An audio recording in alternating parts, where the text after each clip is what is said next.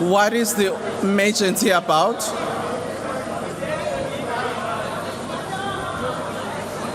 Where are the mics? Order. Can we please get a roving mic? Thank you, Honorable Speaker. Yes. There are no mics here where we are. Exactly, I'm seeing And we that can't too. start a sitting without having mics because we are here to be the voice of the voiceless. So when the voice of the voiceless is voiceless, who's going to speak for people? There are no mics here. Thank you, Honorable Member, for pointing that one out. One may not know what is the challenge. We will check that with the communications team. Order. Honorable members, for now, since there are no mics that are connected, which unfortunately had not been brought to our attention, we will try and utilize the roving mic where necessary.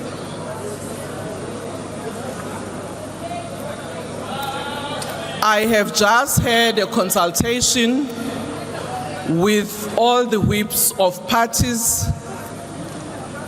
following a consultation with the leader of the government business. In terms of Rule 48, subsection 2, we have decided to adjourn proceedings for a date to be determined by the programming committee. This is in accordance with Rule 10. Honorable members, before we started the session, we were informed by the leader of government business, as it is the process in terms of the communications between ourselves and the executive, that while today we've been gathered here to actually have the Minister of Finance presenting the budget to this august House, that there has not been agreement in terms of parties in the executive to actually find one another in proposals of the budget.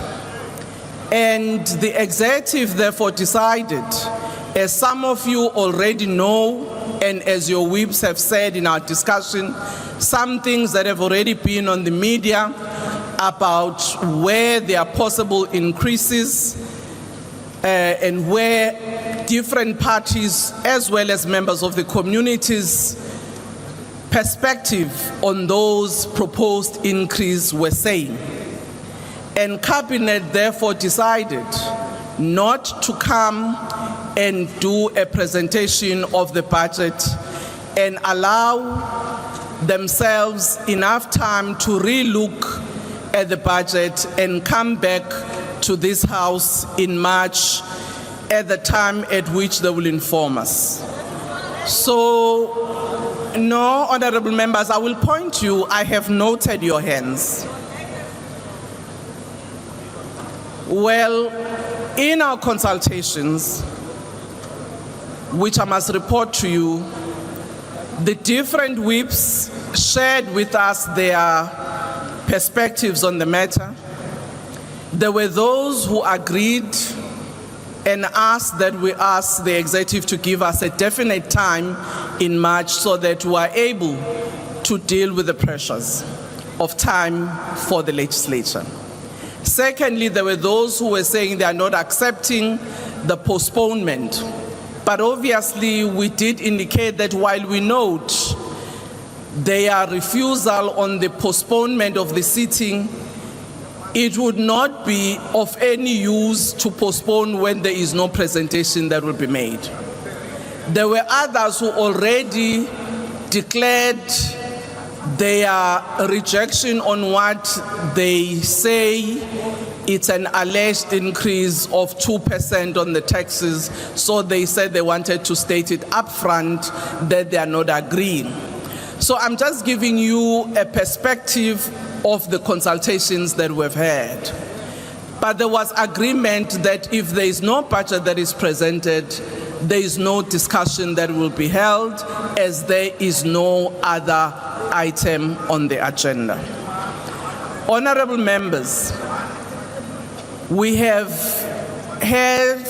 two hands of members who would like to reflect, and I will give each party to make their reflections. It's something that is unprecedented, but I do think it is correct that when such situations happen, we need to collectively think on the best way forward. And I guess it was correct that we are informed, even though late, that this is the situation. I will now recognize Honorable Malema, followed by Honorable Manye. I don't see the hand at the back. You are recognized, Honorable Member. Thank you very much, Speaker.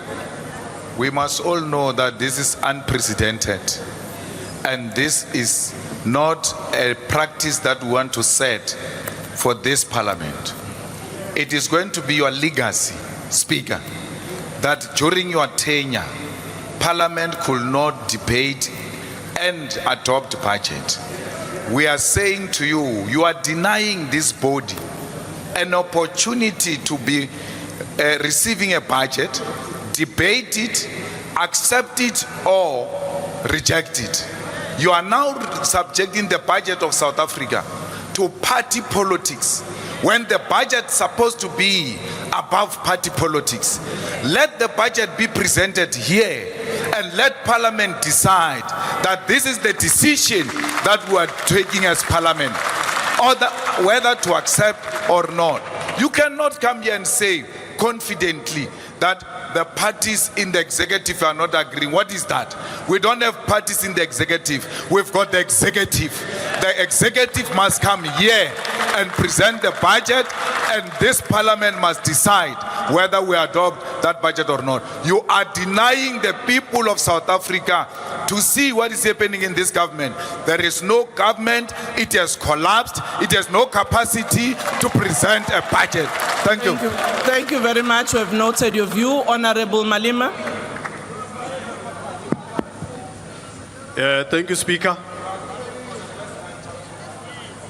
Now, for us, this day is actually quite a shocker. We are really shocked. This is in the past 30 years, to have a day like this is a serious indication of the crisis that this country is facing. This country has got no leadership. This is what we are facing.